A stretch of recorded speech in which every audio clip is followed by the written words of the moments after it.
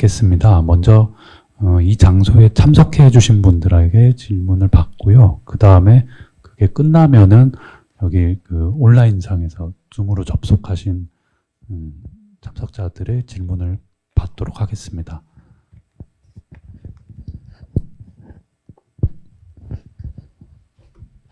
네, 질문하시는 분은 자기 소속을 한번 소개를 하고 그 다음에 좀 질문해 주시기 바랍니다. 네, 안녕하세요. 저는 서울대학교 정형외과학과 박사과정에 재학 중인 이승종이라고 합니다. 네, 발표 재미있게 잘 들었습니다. 생각컨대 아마 작년에 그 중앙아시아 연구회 게재하셨던 논문, 윤땡겨추의 논문을 조금 더 심화시키고 보완시킨 측면의 발표라고 생각이 드는데요. 되게 작은 지엽적인 질문 하나랑 그다음에 생각보다 시간이 널널할 것 같아서 좀 질문을 좀 고봉밥으로 드리고 싶은데요. 그래서 세 가지를 동시에 드려봐도 될까요? 네.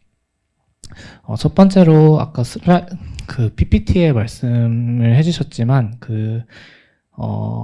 윤땡가초가 이제 몽골에서 티베트로 들어올 때 땅롱 사원에서 이 사람을 인정하게 된 배경이 이제 그 가문이 크고 몽골의 힘이 있다.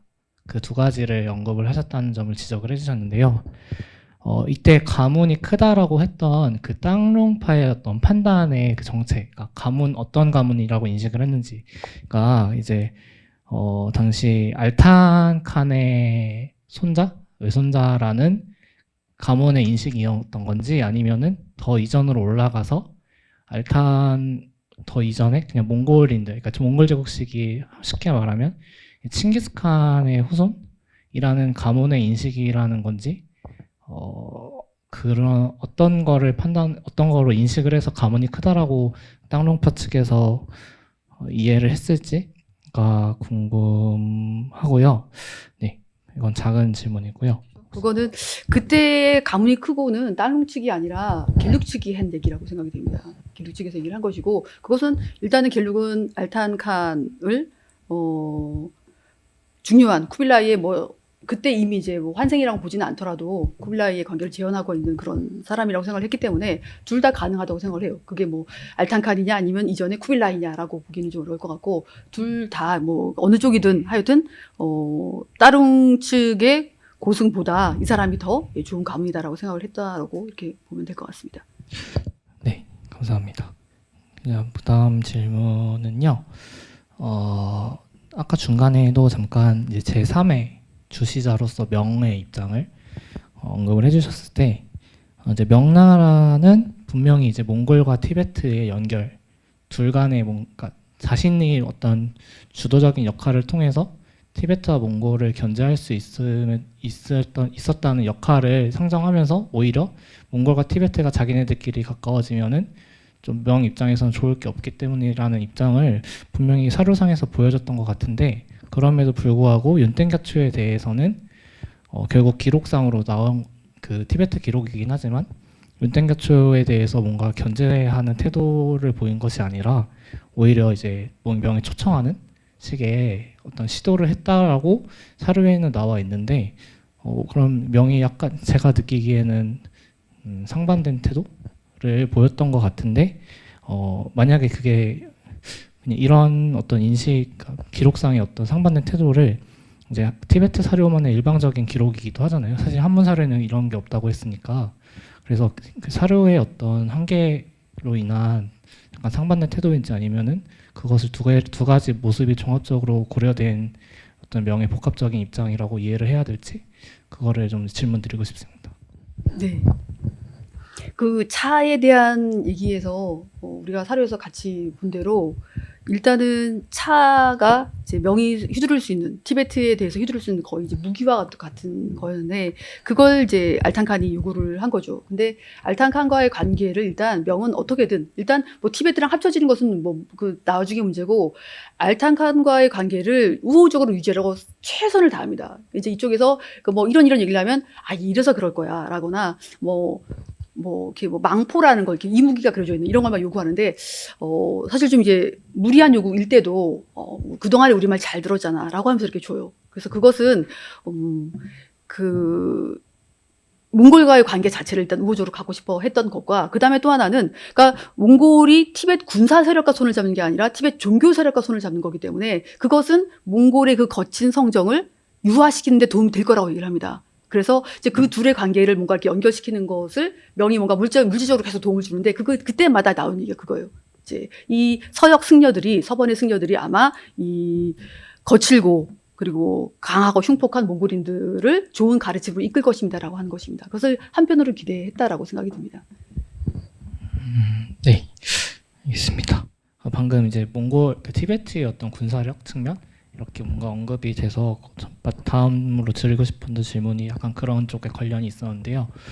그러니까 결국에는 윤땡갸초가 이제 티베트로 완전히 들어오고 나서 한창 활동을 벌이는 기간 중에도 중앙 티베트 자체에서의 어떤 갈등은 뭔가 겔룩파 주도로 뭔가 진정이 된다 그런 모습이 전혀 나타나지 않고 오히려 이제 라이벌 관계라고 할 수 있었던 뭐 짱 측의 공격도 막 받게 되고 그러는데 이제 사실 윤땡갸초가 몽골인 출신이고 분명히 몽골의 배후 세력이라는 점을 처음부터 고려를 했었던 중앙 티베트 사람들인데도 그러니까 라이벌이었던 짱파칸이라고 할까요? 그 세력이 이제 겔룩파를 막 여러 전방위적으로 공격하는 시기도 분명히 있었는데 그때는 이제 몽골이라는 변수를 짱 측에서는 고려를 하지 않았던 것인가라는 의문이 따라올 수밖에 없을 것 같습니다. 네. 그 부분이 사실 제가 이제 그 군사적인 측면, 그러니까 내분을 기술할 때 굉장히 모호하다라고 얘기했던 게 바로 이제 그 부분입니다. 근데 거기에서 일단 처음에는 분명히 관망했던 것이 분명해요. 처음에 4대 윤땡갸초가 이렇게 티베트에 들어왔을 때 그때는 짱빠가 이렇게 봅니다. 이렇게 보는데 나중에는 도저히 그냥 둘 수 없다고 생각을 했던 것 같아요. 왜냐하면 겔룩파도 계속 도발을 해요. 이제 홍무파 쪽에서 이렇게 한 거에 대해서 그렇다고 볼 수는 없지 않을까? 꼭 이게 모욕적인 편지인가라고 하는데 그거에 대해서 우리에게 모욕을 줬다라고 굉장히 강한 서신을 돌려준다거나 뭐 이런 식으로 하고 아니면 아까 그 핀충남겔이라고 하는 사람이 그 겔룩파한테 내가 개를 좀 받을게라고 해서 이제 위 지역에 왔을 때 그 군사적으로 침입을 했는데 겔룩파한테 뭔가 좀 친해져 보자는 그런 사인을 보낸 거죠. 그래서 나 개 좀 받게 해줄래라고 했는데 겔룩 측에서 뭐라고 하냐면 이전에 우리는 구원이 있지 않는가, 그러니까 옛날 그 원한 관계가 있지 않는가라고 하면서 그걸 거부합니다. 그러니까 그것은 사실 이제 푼촌남겔로서는 그냥 둘 수가 없는 것이었죠. 그러니까 이제 이게 일방적으로 그러니까 푼촌남겔이 그냥 무조건 공격하려고 했고 뭐 몽골을 무시하고 이랬던 게 아니라 겔룩파도 계속 이제 이런 식으로 도발을 했던 것이 분명히 있었던 것으로 보이고 그래서 처음에는 이제 지켜보기만 하다가 나중에 이제 도발을 감행한 것으로 보여요. 근데 뜻밖의 일단 윤땡갸초는 그래서 분명히 이제 그 암도 지역에서 청해에서 몽골군이 들어오는데 짧은 기록은 그렇습니다. 윤땡갸초는 전쟁을 하지 못하게 했다. 하지 말라고 했다라고 얘기를 해요.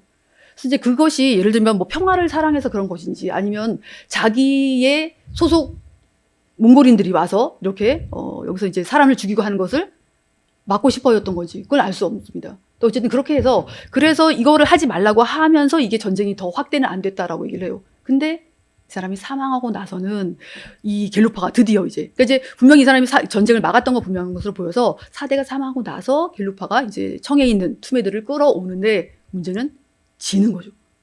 몽골이 집니다. 몽골이 지고 짱빠가 이기는 거예요.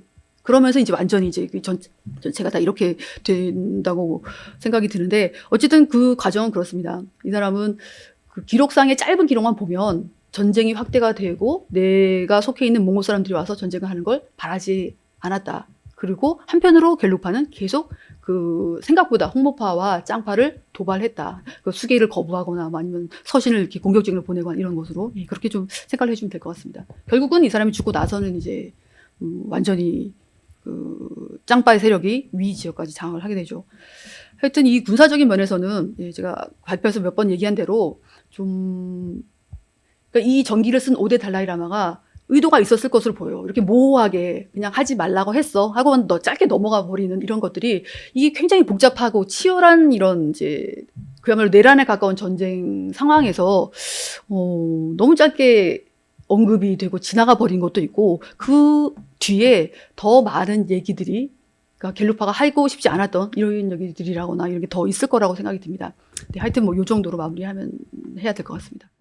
아, 네. 네. 저도 사실 그 윤땡가초가 오고 이제 땅이 막 엄청 활발하게 공격을 전개한 게 거의 시간적으로는 한 10년, 한 12년 정도 텀이 있기 때문에 충분히 정치적으로 그 갤루파를 견제하던 측면이 이제 상황을 이렇게 따져보고 특히 이제 왜 이제 당시 티베트 입장에서는 되게 강력한 외부 세력이라고 할 수 있는 몽골의 어떤 개입 변수 그거에 대한 가능성을 타진을 해보고 나서 행동을 취했다고 하는 이렇게 주장하시는 점에 대해서는 저도 충분히 타당하다고 생각을 합니다. 그리고 관련해서 마지막 질문인데요.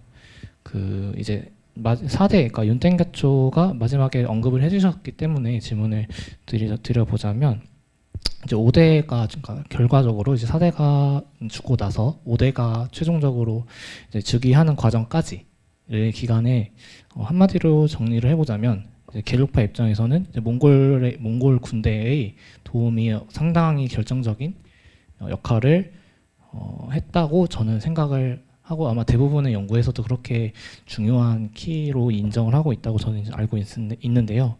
그러한 점을 감안할 때 이제 4대 윤땡가초를 이제 몽골에서 불러오긴 하지만 군사적인 몽골의 군사력은 최대한 배제를 직접적으로 들어오진 않고 처음에는 물자와 그런 것들로 이제 중앙 티베트의 어떤 사열을 많이 하는 지금 교수님께서 많이 보여주신 그런 어떤 활동들로 이제 티베트 내부에 있었던 교파들 가운데 갤루파가 우위를 잡겠다라고 하는 어떤 일련의 시도라고 저는 생각을 했는데 그 시도는 이제 뭐 후세의 평가긴 하지만 어떤 갤루파 입장에서는 좀 그 실패한 전략이라고 평가가 가능할지 그렇기 때문에 5대가 이제 그 물론 중간에 한번 짱바가 이제 몽골을 한번 이렇게 물리치긴 했지만 결과적으로는 호셔드라는 엄청난 그 문제를 다시 들어옴으로써는 이제 갤루파가 승리를 하게 되잖아요. 그거는 오히려 4대의 사례를 반면교사 삼았다고 할 수 있는 측면이 있을까라는 질문으로 네, 마지막 질문을 마쳐보겠습니다. 네. 그렇죠. 사실 몽골인 출신의 달라이라마를 그래서 이제 제가 자꾸 너무 정치적인 이제 그러니까 환생자를 선정하는 과정을 이제 어쩔 수 없이 저는 계속 정치적으로 이렇게 해석을 하게 되는데 이제 몽골인 출신 달라이라마를 선정하는 것은 사실 저는 기본적으로 군사력을 크게 의존하고자 하는 그런 의도가 있었다고 생각을 합니다. 근데 이제 그게 무슨 이유에서인지 이제 적극적으로 펼쳐지지 않았고, 그러니까 하나의 가능성은 후대에 5대 달라이라마가 이끌고 오는 것과 같은 그 외부의 군대를 아예 데리고 와서 티베트를 장악해버리는 걸 아직까지는 생각을 못했을 수도 있을 것 같아요. 그런 가능성이 하나가 있고 또 하나는 실제로 이 4대 달라이라마는 계속해서 이유는 모르지만 평화를 사랑했을 수도 있고 아니면 자신의 몽골인들이 이제 들어와서 이렇게 많이 있는 걸 싫어했을 수도 있고 하여튼 전쟁 자체는 계속 막아야 된다고 생각을 했던 것 같습니다. 그리고 이거를 사실 5대 달라이라마가 그가 호쇼트부를 끌고 와서 티베트를 장악한 것은 지금 이게 갤루파 세상이기 때문에 아무도 얘기를 못하는 거지만 사실 굉장히 비난받을 만한 일입니다. 그러니까 그 당시에는 정말 어떻게 저럴 수가 있냐라는 얘기를 많이 들어요. 그렇기 때문에 이게 그러니까 이제 왜 안 데리고 왔을까라기보다는 5대가 이렇게 끌고 와서 티베트를 휩쓸어 버린 게 사실은 오히려 좀 더 충격적인 일일 수 있을 거라는 생각도 좀 해봤으면 좋겠다는 생각이 듭니다. 자, 그 다음 질문. 방금 질문하신 분도 사실 티베트사 전문가이기 때문에 좀 어려운 질문을 주고받은 면이 없지 않습니다만 이 자리 참석하신 분들은 조금 더 이렇게 티베트나 몽골에 대해서 기초적인 부분까지 포함해서 어떤 질문이든 좀 자유롭게 해주시면 고맙겠습니다. 안녕하세요. 그 당국대학교 사학과 3학년에 지금 재학 중인 학부생인데요. 저는 제가 뭐 많이 아는 건 없으니까 제가 좀 간단한 걸 좀 질문하고 싶은데요. 달라이라마가 이제 선정되는 그 과정들 한번 살펴보면 다소 이제 좀 현실적인 부분보다는 좀 초현실적이고 간혹 이제 일종의 좀 신화적인 요소도 좀 들어간다고 생각이 들었거든요. 그래서 그런 것들을 사료에서 이제 역사가가 바라봤을 때 그냥 있는 그대로 해석을 하시는지 아니면 조금 다른 각도에서 연구를 또 진행하기 있으신지 좀 그게 궁금합니다. 그래요. 네, 충분히 학부생이 할 만한 질문이라고 생각을 합니다. 이제 사실 뭐 아까도 봤지만 뭐 예를 들면 4대 달라이라마가 어린아이일 때 옛날 3대 달라이라마의 시종들이 오니까 이렇게 이름을 다 맞추는 거라거나 아니면 뭐 4대 달라이라마가 그 군사적인 공격을 받았을 때 주술로서 군대를 물리친다거나 이런 것들은 사실 뭐 지금으로서는 알 수 없는 일이라고 생각을 해요. 근데 중요한 건 뭐냐면 그 사람들은 그걸 믿었다는 겁니다. 그러니까 그 사람들은 그렇게 생각을 했다는 거예요. 그러니까 우리에게 중요한 건 그걸 기록하는 것이라고 이렇게 생각이 듭니다. 그래서 뭐 주술적이고 신화적이고 이런 것들에 대해서는 이들은 이렇게 생각했다. 그리고 이거에 맞서서 저 사람들은 저렇게 했다라는 정도로 마친다고 이렇게 정도로 답변을 해야 될 것 같습니다. 네, 감사합니다. 네. 네, 안녕하세요. 저는 여기 사범대학 윤리교육과에 재학 중인 유용식이라 합니다.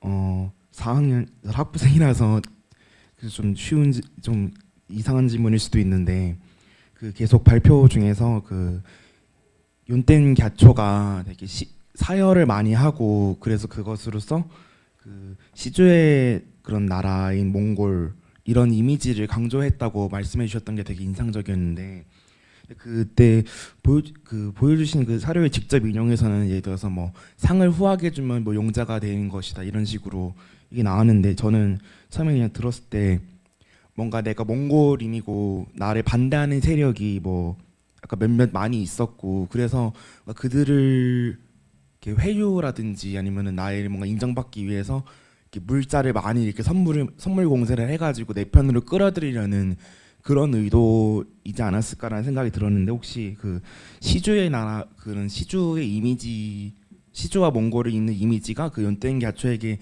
투영되었다는 것이 사료에서 이렇게 직접적으로 확인되는 바가 또 있는지 궁금해서 질문드리고자 합니다.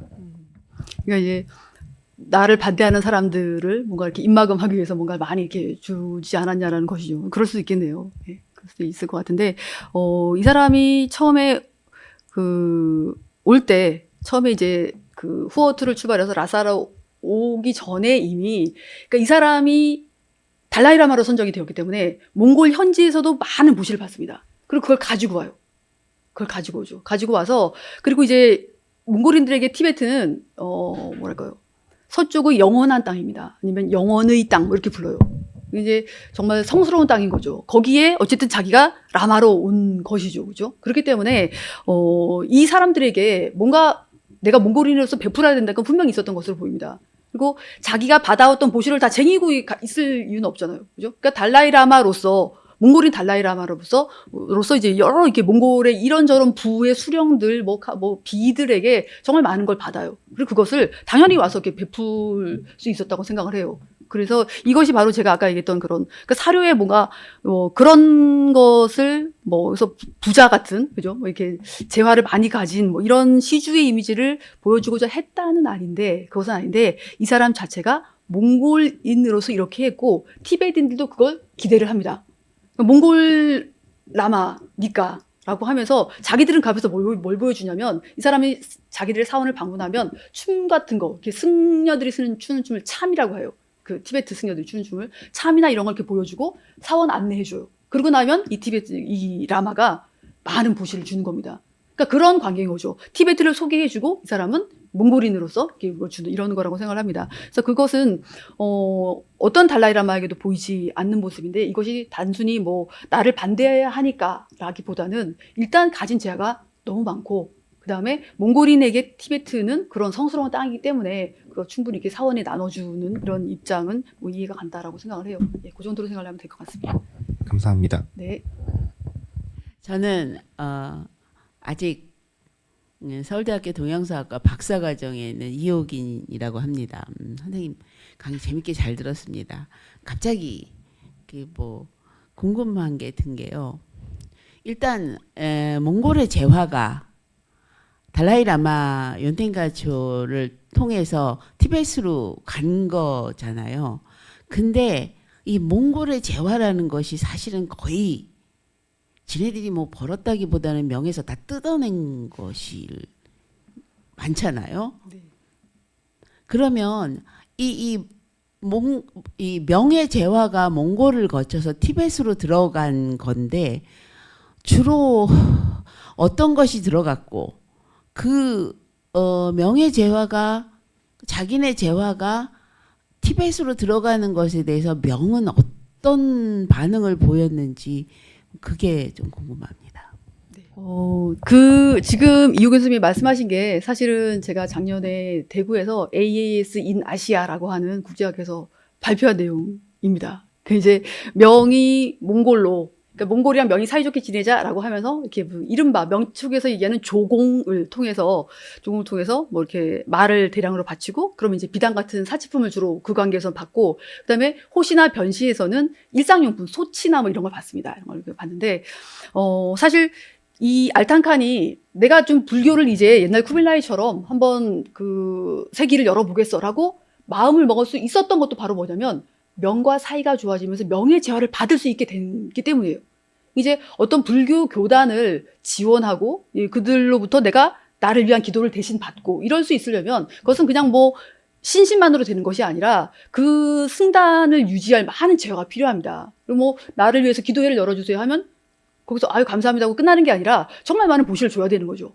그러니까 명과 그 이른바 잘 아시는 윤경화이라는 걸 통해서 그런 뭐 조공을 통해서든 아니면 호시를 통해서든 많은 그런 재화를 받게 되면서 그게 이제 사실은 겹쳐 있다고 생각을 해요. 이제 내가 불교를 통해서 내 지배 이데올로기를 삼아야겠다라고 생각한 것이 그런 정통성을 뒷받침해줄 이데올로기가 필요했던 것 하나와 그 다음에 명으로부터 많은 재화를 내가 받을 수 있었던 것. 이 두 가지가 이제 같이 겹쳤기 때문에 이 사람이 이제 알탄칸이 티베트 스녀를 초대할 수 있었던 것이라고 생각됩니다. 그 다음에 명에서 주로 어떤 것이 가냐면 그러니까 사실 추적이 불가능한 것도 있어요. 예를 들면 이 티베트의 몽골이 바치는 보시들이 금, 은, 면 그리고 뭐 비단 이런 것들인데 비단은 왔겠죠 명에서. 그렇죠? 비단은 명에서 왔을 겁니다. 특히 비단 중에서 아까 제가 이무기가 그려져 있는 뭐 이런 걸 얘기를 한 적이 있었는데 그게 바로 이제 망포, 망자가 이제 그러니까 그 망이 뭐냐면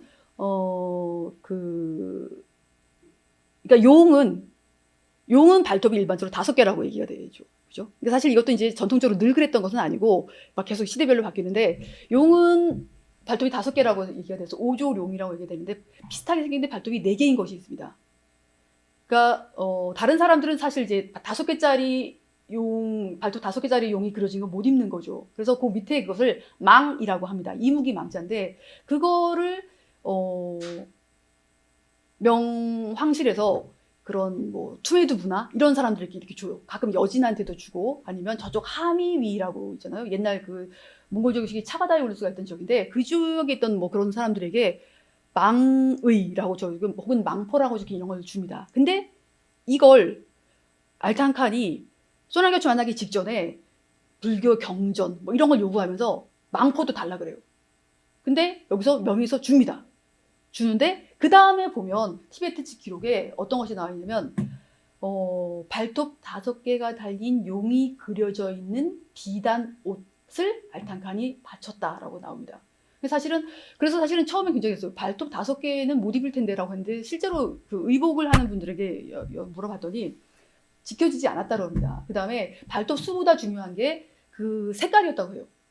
그 왕은 누런색을 입을 수 있는데 다른 사람은 그냥 빨간색 이런 걸 입었다고 해요. 실제로 그 티베트 쪽에서 받은 색깔도 빨간색이었는데 아예 그 음차로 따홍이라고 써 있습니다. 따홍이 뭐냐면 대홍 색깔이라는 뜻이에요. 대홍 아주 붉은 색을 얘기하는데 따홍이고 그 다음에 이 발톱 5개짜리 용이 그려져 있는 그런 외투를 알탕칸이 우리에게 바쳤어라고 하는 거죠. 그러니까 이런 경우에는 정말 정확히 추적이 가능한 것입니다. 분명히 명이 몽골에게 줬고 명이 그 중에서 선별해서 다시 티베트로 준 거죠. 이제 이렇게 최종 종착지가 그 티베트인 경우가 상당히 많은데, 그러니까 추론 정도만 가능한 것. 예를 들면 이런 면포 같은 걸 줬다고 하는데 면포도 혹시 명이 준 거 아닐까? 근데 몽골에서 면이 뭐 있었다라고 해요. 그래서 이제 그런 것은 추측 정도가 가능한 것이고, 비단은 확실하게 명에서 왔고, 그다음에 비단 중에서도 비단을 소재로 한, 그러니까 이제 그게 비단에 이렇게 금수가 놓아져 있었다 뭐 이런 얘기를 하는데, 그런 이제 아까 얘기했던 망포라거나 이런 것은 분명히 이제 이렇게 온 것이죠. 그래서 명의 경우에는 명은 그걸 나중에 이거 가지고 뭐에 쓰냐 이런 거 별로 신경 안 썼던 것 같습니다. 그래서 뭐 그거에서 너희 몽골 내가 주면 자꾸 티베트 갖다 주는 거지 뭐 이런 얘기는 별로 안 했던 것 같아요. 근데 그거는 기본적으로는 명 후대에는 어떤지 모르겠지만, 그러니까 그 만력 연간 정도까지만 해도 몽골 쟤네들이 티베트를 가까이 하고 불교를 숭상하는 건 좋은 일인 것 같다라는 얘기가 이제 반복해서 나와요. 그래서 아마도 그런 이유와 그다음에 막을 수 없으니까 갖다 준다는데 뭐 어떻게 했어요 그걸.